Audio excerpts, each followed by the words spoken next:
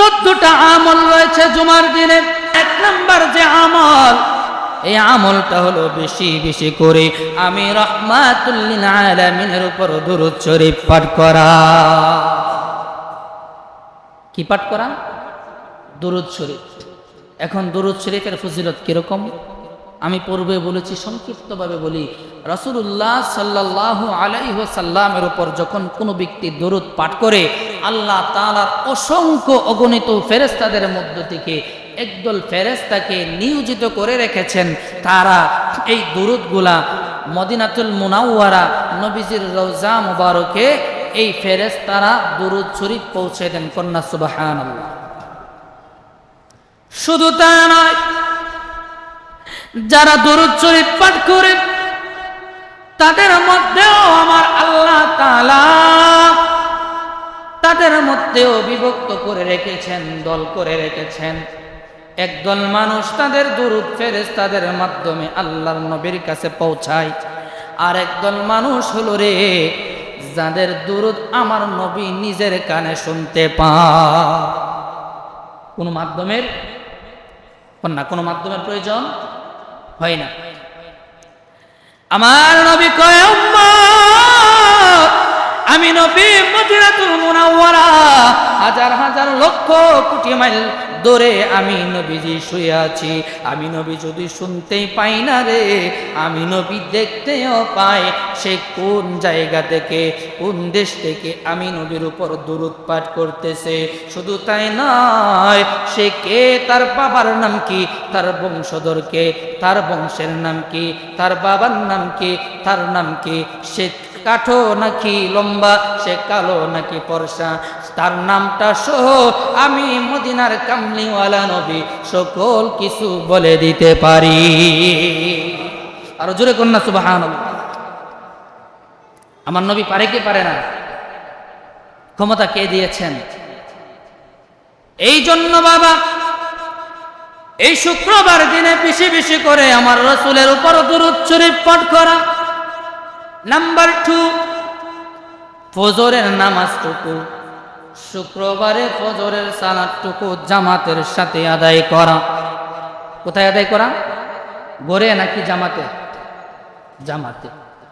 আমি তো ইমাম, যত জায়গায় ইমামতি করি, যত জায়গায় থাকি, প্রত্যেক জায়গার একটা অভিজ্ঞতা হয় না? দেখবেন জোহরের নামাজে যদি মুসল্লি হয় 20 জন, আসরের নামাজে যদি হয় 50 জন, মাগরিবের নামাজে যদি হয় 60 জন, 20 জনে, ঠিক না বেঠিক? আর ফজরের নামাজে গিয়ে দেখবেন 5-7 জন, ঠিক না? কারণ ঘুম থেকে ওইটা মানুষের আসতে হয়, খুব কষ্ট হয়। এই জন্য ফজরের নামাজের গুরুত্ব, ফজরের নামাজের সওয়াব কম নাকি বেশি? ফজিলত অনেক বেশি। তার মধ্যে আমার নবী বলেন, ফজরের নামাজটুকু জুমার দিনে মসজিদে এসে জামাতে আদায় করা, এইটা একটা বড় আমল, বড় সুন্নাত। আর ফজরের জামাতে, ফজরের নামাজে 2 রাকাত ফরজ নামাজ, প্রথম রাকাতে সূরা সিজদা পাঠ করা, আর দ্বিতীয় রাকাতে সূরা দাহার তেলাওয়াত করা। এটা করবে ইমাম সাহেব, কারণ নামাজ যিনি পড়ায় উনি এই সুন্নতটা আদায় করবেন। কিন্তু এই সুন্নত আদায় করতে গিয়ে অনেক সময় লেগে যায়, এই জন্য অনেক মসজিদে আদায় হয় না, কারণ সূরাগুলি মোটামুটি বড়। 4 নাম্বার, আমার নবী কয় জুমার দিনে আগে আগে উত্তম রূপে গোসল করা। কি করা? গোসল করা, উত্তম রূপে গোসল করা। উত্তম রূপে গোসল করে আগে আগে পায়ে হেঁটে মসজিদে যাওয়া। কিভাবে? পায়ে হেঁটে। আমার সাথে একটু কথা বললেন। পায়ে হেঁটে হেঁটে মসজিদে যাওয়া। হুজুর পায়ে হেঁটে যাবো কেন? আমার তো গাড়ি আছে, গাড়ি দিয়ে যাই তারি, যেন লাগতো 10 মিনিট, এনে লাগবো 2 মিনিট, ঠিক না বেঠিক? আমার নবী কই, উম্মত শুনো রে,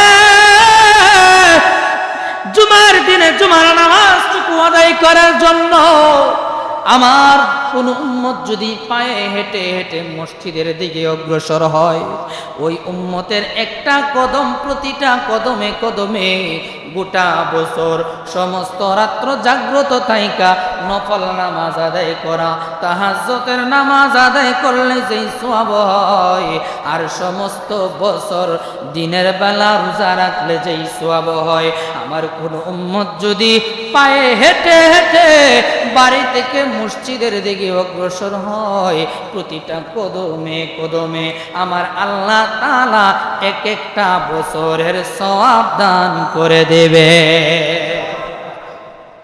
এবার হিসাব করেন, বাড়ি থেকে মসজিদে আসতে যদি 10টা কদম লাগে, তাহলে 10 বছরের নফল নামাজের সওয়াব, ঠিক না বেঠিক? 10টা কদম লাগে এরকম মানুষ নাই, কমপক্ষে 100 কদম লাগে এরকম মানুষ আছে, ঠিক না বেঠিক? এ বন্ধু, উম্মতে মুহাম্মাদের হায়াত হলো অতি অল্প, ঠিক না বেঠিক? 50 বছর, 60 বছর, 70 বছর, 80 বছর, গড়ে হলো 72 বছর। আর অন্যান্য নবীর উম্মতদের হায়াত বছরের পরে বছর, শত শত বছর থাকতো। এই জন্য বাবারে, তারা হায়াত পাইছে বেশি, আমল করার সুযোগ পাইছে বেশি, ঠিক না বেঠিক? কিন্তু বন্ধু, আমাদের ঘাবড়ানোর কোনো কারণ নাই। আমার আল্লাহ তাআলা উম্মতে মুহাম্মাদের জন্য বছরের মধ্যে কিছু কিছু সময় অফার করেছেন, অফার। দেখবেন রমজান মাস যখন আসে, বিভিন্ন শপিং মলের মধ্যে 50%, 60%, 40% ডিসকাউন্ট আছে নাকি নাই? রমজান উপলক্ষে, ঈদ উপলক্ষে আছে নাকি নাই? যেটা আগে কিনতে মনে করেন এক জোড়া জুতা কিনতে লাগতো 3000, তখন 50% ডিসকাউন্ট এটা পাওয়া যায় 1500 টাকা দিয়ে, ঠিক না বেঠিক? তো ওই সময় যারা মনে করেন সম্পদ চানি ছিল না, কিন্তু তার স্বপ্ন ছিল, তখন সেও এই মালটা কি করতে পারে? ক্রয় করতে পারে। পারে কি পারে না? তার সাধ্যের ভিতরে চলে আসে মোটামুটি।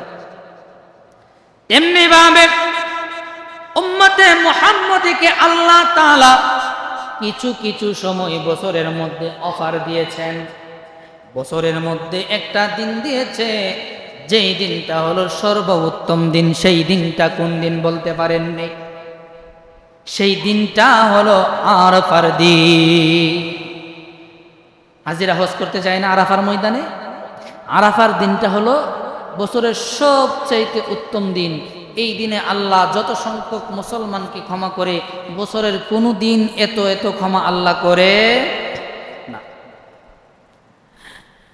আমার রব্বুল আলামিন উম্মতে মুহাম্মাদের জন্য গোটা বছরের মধ্যে একটা রাত্র রেখেছে, যে রাতটা হলো 1000 মাসের চাইতে উত্তম। কথা কোন ঠিক না বেঠিক? এই রাতটার নাম হলো লাইলাতুল কদর। এমনি ভাবে আমার আল্লাহ তাআলা প্রত্যেকটা সপ্তাহে একটা দিন রেখেছে, ওই দিনটা হলো আমাদের জুমার দিন।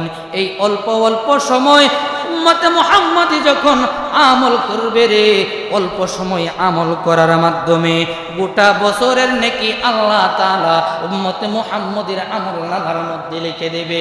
লাইলাতুল কদরে এক রাত আমল করবে, ইবাদত করবে, 1000 মাসের চাইতে বেশি সওয়াব আল্লাহ তাআলা উম্মতে মুহাম্মাদীর আমলনামার মধ্যে লিখে দেবে। ওই জন্য বাবারে, এই অফারটা উম্মতে মুহাম্মাদের জন্য জুমার দিনেও আছে নাকি নাই? আল্লাহ দিচ্ছে, কিন্তু আমরা গ্রহণ করতে পারি না, ঠিক না বেঠিক? আল্লাহর দেওয়ার মধ্যে কোনো কমতি নাই, কিন্তু আমরা অলস, আমরা অবহেলা করি, আমরা নিতে পারি না। অন্যান্য নবীর উম্মতেরা হাজার হাজার বছর হায়াত পেয়ে যে আমল করেছে, যে নেকের অধিকারী হয়েছে, আমরা যদি আমাদের জীবদ্দশায় কিছু কিছু মুহূর্ত আমল করি, এর চাইতে বেশি নেক আমাদের আমল নামায় হয়ে যাবে। সুবহানাল্লাহ। তারপরে যে আমল মসজিদে এসে দুখুল মসজিদ অথবা তাহিয়াতুল মসজিদ 2 রাকাত নফল নামাজ আদায় করা, আমরা করিনি।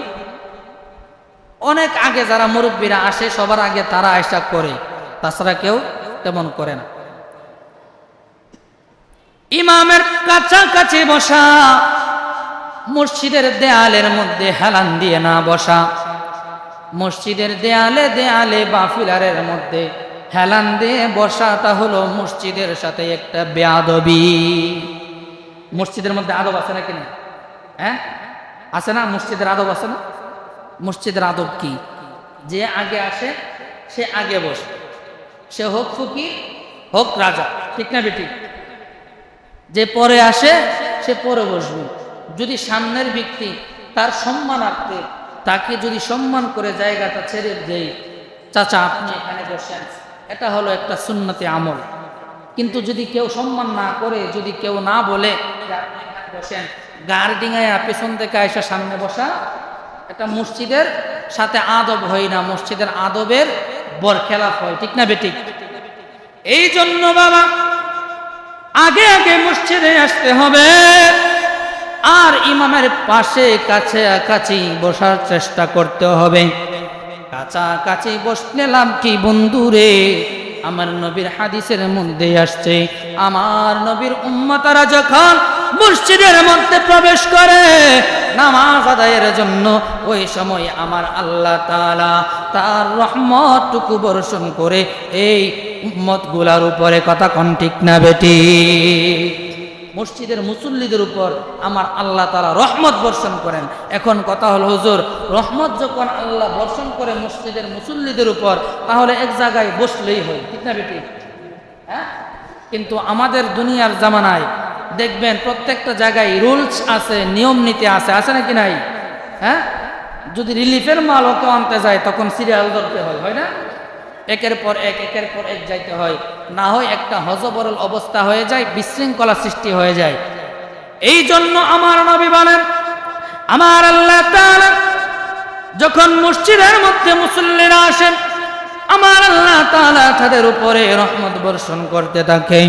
এই রহমতটা বর্ষণ করে সিরিয়াল বাই সিরিয়াল।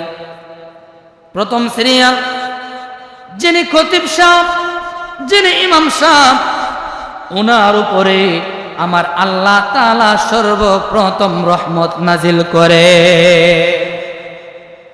সর্বপ্রথম কার উপরে? ইমাম খতিব যিনি, ওনার উপরে। দ্বিতীয় নাম্বার, ইমামের পিছনে প্রথম কাতার, এই কাতারের ডান দিক থেকেও নয় বাম দিক থেকেও নয়, বরাবর ইমামের পিছনে যিনি দাঁড়ায় ওনারে বলি মুয়াজ্জিন, ঠিক না বেঠিক? ইমামের পিছনে এমন লোকই দাঁড়ায় বা এমন লোকই দাঁড়ানো প্রয়োজন, যদি কোনো কারণবশত ইমামের উজু ছুটে যায় বা নামাজের কোনো ঘাটতি হয়, দুর্ঘটনা তো ঘটতে পারে না? তখন ইমামের স্থলাভিষিক্ত সেই ব্যক্তি যিনি ইমামের পিছনে দাঁড়ায়, তাহলে ইমামের পিছনে এমন লোককে দাঁড়াতে হবে যিনি নাকি নামাজ পড়ানোর মতো যোগ্যতা রাখে, ঠিক না বেঠিক? ইমামের বরাবর যিনি মুয়াজ্জিন, আমার আল্লাহ কয় দ্বিতীয় নম্বরে আমি আল্লাহ তাআলার রহমতটুকু তার উপরে নাজিল করা হয়। এরপরে তৃতীয় নাম্বার, মুয়াজ্জিনের ডান পাশে যিনি আছেন ওনার উপর আল্লাহর রহমত বর্ষণ করা হয়। এরপরে যিনি বামে আছেন তারপরে রহমত বর্ষণ করা হয়। এরপরে যিনি ডানে আছেন ওনার উপর, তারপরে যিনি বামে আছেন ওনার উপর। এমনিভাবে প্রথম কাতার যখন শেষ হয়ে যায়, দ্বিতীয় সফের মধ্যে যখন চলে যায়, আবার মুয়াজ্জিনের বরাবর যিনি আছেন ওনার উপর থেকে শুরু হয়, আবার ওনার ডান থেকে বামে, ডান থেকে বামে, ডান থেকে বামে, এমনিভাবে করতে করতে মসজিদের মধ্যে যতগুলা কাতার আছে, যতগুলা মুসল্লি আছে, আমার আল্লাহ তাআলা প্রত্যেকটা মুসল্লির উপরে আমার আল্লাহর রহমত বর্ষণ করতে থাকে। তো আমরা দুনিয়ার যদি কোনো কিছু পাইতে চাই, আমরা প্রতিযোগিতা লাগি কে আগে নিয়ে আসতে পারবে, ঠিক না বেঠিক? তো আল্লাহর রহমত বর্ষণ করবে, পাইমু তো সবাই ওই, কিন্তু এটার মধ্যে প্রতিযোগিতার দরকার আছে না? চেষ্টা করব কে আগে এসে বসতে পারি, আল্লাহর রহমত আমার উপরে আগে নাজিল হবে। তারপরে আমল হলো জুমার নামাজ আদায় করা। জুমার নামাজের মধ্যে প্রথম রাকাতে সূরাতুল জুমআ তেলাওয়াত করা, দ্বিতীয় রাকাতে সূরা মুনাফিকুন তেলাওয়াত করা, অথবা প্রথম রাকাতে সূরাতুল আ'লা তেলাওয়াত করা, দ্বিতীয় রাকাতে সূরাতুল গাশিয়া তেলাওয়াত করা। আর মুসল্লি সবাই ইমাম সহ প্রত্যেক জুমার দিনে সূরা কাহাফ তেলাওয়াত করা। সূরা কাহাফ 15 নম্বর পারায় একটা সূরা আছে, 15 নম্বর পারার 12 নম্বর পৃষ্ঠায় সূরা কাহাফ। এই সূরাটা তেলাওয়াত করা। সূরাটা তেলাওয়াত করলে কি লাভ? আমার নবী কই, এক জুমা থেকে অপর জুমা পর্যন্ত এই বান্দার উপরে আল্লাহ তাআলার রহমত বর্ষণ করতে থাকেন। সুবহানাল্লাহ। তার ঈমানে, আমলে, ইলমে, হায়াতে আল্লাহ তাআলা বরকত দান করেন। কন্যা সুবহানাল্লাহ। শুধু তাই নয়, দাজ্জাল আসবে, আসবে কি আসবে না? দাজ্জাল এমন একটা ক্ষমতা সম্পন্ন, দাজ্জাল যখন আসবে তার এক হাতে থাকবে জান্নাত আর এক হাতে থাকবে জাহান্নাম। ঠিক না বেঠিক? 200 বছর আগে মানুষের বাবা মারা গেছে, মানুষগুলারে বলবে আমি তোমার প্রভু, তাকায়া দেখো, আমার এক হাতে হলো জান্নাত আর এক হাতে হলো জাহান্নাম, এর চাইতে তো বড় কোনো প্রমাণ দেওয়ার প্রয়োজন নাই। তাকাইয়া দেখো না, আমি হলাম জান্নাতের মালিক, আমি হইলাম জাহান্নামের মালিক, আমাকে তোমরা প্রভু মানো, যদি প্রভু স্বীকারোক্তি দাও আমি তোমাদেরকে জান্নাতের মধ্যে পাঠিয়ে দেব, আর যদি অস্বীকার করো আমি তোমাদেরকে জাহান্নামের মধ্যে নিক্ষেপ করে দেব। ওই 200 বছর আগে তার আওলাদ একজন মারা গেছে, বলবে হায় রে, তুমি যদি আমার প্রভু হয়ে থাকো, আমার প্রভু মরারে জিন্দা বানাইতে পারে, জিন্দারে মারতে পারে, পারে কি পারে না? আরো জোরে কোন পারে কি পারে না? এই লোকটা বলবে 200 বছর আগে আমার বাবা মারা গেছে, দাদা মারা গেছে, আমার বংশের অমুক মারা গেছে, ওনারে যদি জিন্দা কইরা দেখাইতে পারো রে, আমি বিশ্বাস করব তুমি আমার প্রভু। দাজ্জালের ফিতনা আসবে কি আসবে না? দাজ্জাল সঙ্গে সঙ্গে 200 বছর আগের ওই লোকটারে জিন্দা করে দিবে। ক্ষমতা কিন্তু আল্লাহই দিছে। ক্ষমতা দিছে কে? আল্লাহ। কিন্তু সেটা আল্লাহর একটা খেলা। যাদের ঈমান শক্ত, ঈমান পুক্ত, তারা তাকে তার ফিতনার মধ্যে পড়ে আল্লাহকে বলবে না। যাদের ঈমানের মধ্যে দুর্বলতা আছে তারা তাকে খুদাই দাবি করবে। ঠিক না বেঠিক? এই দাজ্জালের ফিতনা থেকে বাঁচার জন্য আমার নবী কই, জুমার দিনে সূরা কাহাফের কোন ব্যক্তি যদি প্রথম 10টা আয়াত মুখস্থ করতে পারে আর প্রত্যেক জুমায় যদি তেলাওয়াত করে, ওই দাজ্জালের মহা ফিতনা থেকে আল্লাহ তাআলা তাকে হেফাজত করে দিবে। এই জন্য এই আমলগুলার গুরুত্ব কম নাকি বেশি? তারপরে আরো একটা আমল, এই জুমার দিনে বেশি বেশি করে দোয়া করা। বিভিন্ন স্কলাররা, মুহাদ্দিসগণ, মুফাসসিরগণ এই সময়টাকে নির্ধারণ করেছেন, কিন্তু রাসূলুল্লাহ সাল্লাল্লাহু আলাইহি ওয়াসাল্লাম কোন সময় এই জুমার দিনে আল্লাহ তাআলা দোয়া কবুল করবেন সময়টাকে নির্ধারণ করে নাই, নির্দিষ্ট করে বলে যায় নাই। এই জন্য যারা ইসলামের কাজ করেছে, বড় বড় স্কলার যারা, তারা নিজেদের অভিমত দান এখানে প্রকাশ করেছে। কেউ কেউ, বিভিন্ন মানুষ বিভিন্ন সময় নির্ধারণ করেছে, কিন্তু মোস্ট অফ দ্য স্কলার যারা রয়েছে, বেশিরভাগ স্কলার তারা বলেছেন এই সময়টা হলো আসরের নামাজের পর থেকে সূর্যাস্ত পর্যন্ত, অর্থাৎ মাগরিবের পূর্ব পর্যন্ত সময়। এই সময়টায় নিরালায় বসে, মসজিদের কোনায় বসে, ঘরের কোনায় বসে আস্তাগফিরুল্লাহ পড়ে, দুরূদ শরীফ পড়ে, তওবা করে আল্লাহর কাছে দোয়া করবেন। দেখবেন মনের বাসনা, কামনা, তামান্নাগুলা কুদরতিভাবে, কুদরতি খাজানা থেকে আমাকে আপনাকে কবুল করে নেবেন কে? আল্লাহ।